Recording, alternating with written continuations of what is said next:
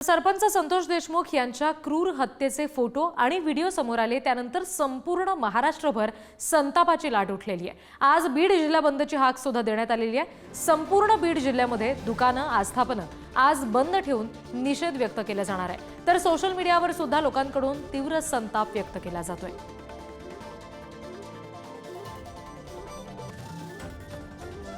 पुन्हा एकदा आपण प्रतिनिधी उदय नागरगोजे यांच्याशी बोलणार आहोत।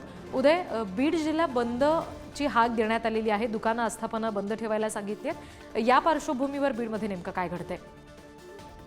नक्कीच जेव्हा रात्री हे छायाचित्र समोर आले तेव्हापासूनच सोशल माध्यमातून, सोशल मीडियातून बीड जिल्हा बंदची हाक देण्यात आली होती। वेगवेगळ्या संघटनांनी यासाठी पुढाकार घेतल्याचं आपल्याला पाहायला मिळालं। आता यामध्ये कुठल्या ठराविक एका संघटनेचं नाही तर सर्व संघटनाकडून ही बंदची हाक देण्यात आल्याचं आपल्याला पाहायला मिळते। आणि बीड शहरासह बीड जिल्हा या ठिकाणी बंद राहणार आहे। प्रमुख शहरांसह गावाभागात देखील या सगळ्या प्रकरणात तीव्र संतापाची लाट आहे। त्यामुळे व्यापारी स्वतःहून आपली प्रतिष्ठाने बंद ठेवणार आहेत।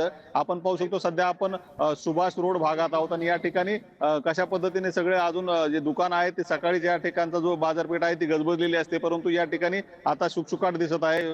आपली प्रतिष्ठाने जी आहेत ती उघडलेलीच नाहीये, तर त्यामुळे या बंदला आता पाठिंबा मिळताना पाहायला मिळते। दुसरीकडे ज्या ठिकाणी शाळांना याबाबतचे मेसेज नव्हते त्या शाळा आता भरल्या असल्या तरी काही वेळात त्या विद्यार्थ्यांना देखील सोडून देण्यात येणार आहे आणि शाळांना देखील सुट्टी देण्याची शक्यता आहे। श्रद्धा, उदय, या सगळ्या संदर्भात बीडच्या नागरिकांचं नेमकं काय म्हणणं आहे? त्यांच्यामधून नेमकं काय आता प्रतिक्रिया येताना दिसत आहेत? या संदर्भात मी पुन्हा एकदा तुमच्याशी बोलते। सध्या प्रतिनिधी सचिन जिरे यांच्याकडे मला जायचंय। सचिन, काय नेमकं या पार्श्वभूमीवर सध्या संपूर्ण महाराष्ट्रभरातून खरं तर रागात अगदी प्रतिक्रिया उमटताना आपण पाहतोय, सोशल मीडियावर सुद्धा याचा सगळ्याचा परिणाम दिसतो। ह्या प्रतिक्रियांसंदर्भात आणखी काय नेमकं सविस्तर सांगता येईल? रिद्धी, हा प्रकरण आता फक्त मस्साजोग बीड आणि मराठवाड्यापुरताच नाही तर छत्रपती संभाजीनगर पुरताच नाही तर हा संपूर्ण राज्यांमध्ये आपण या घटनेवरून संताप पाहायला मिळतोय।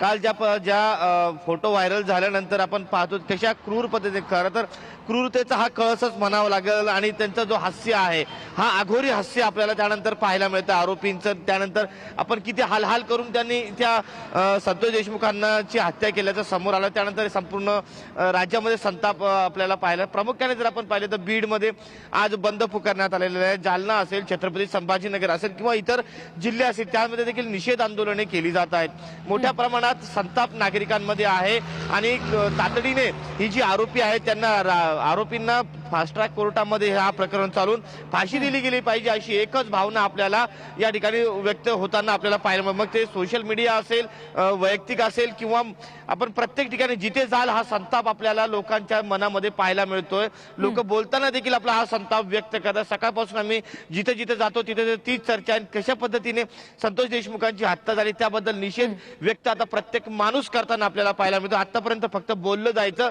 की किती क्रूर पद्धतीने संतोष देशमुखांना मारलं गेलं, मात्र जेव्हा हे फोटो समोर आले सर्वांचंच मन हेलावून गेलेलं आहे। त्यामुळे आपण पाहतोय की राज्यभरात आता हा या प्रकरणाच्या विरोधात निषेध व्यक्त केला जातोय। रिद्धी, अगदी सचिन आणि उदय, तुम्ही दोघेही आमच्याशी असेच जोडलेले राहा।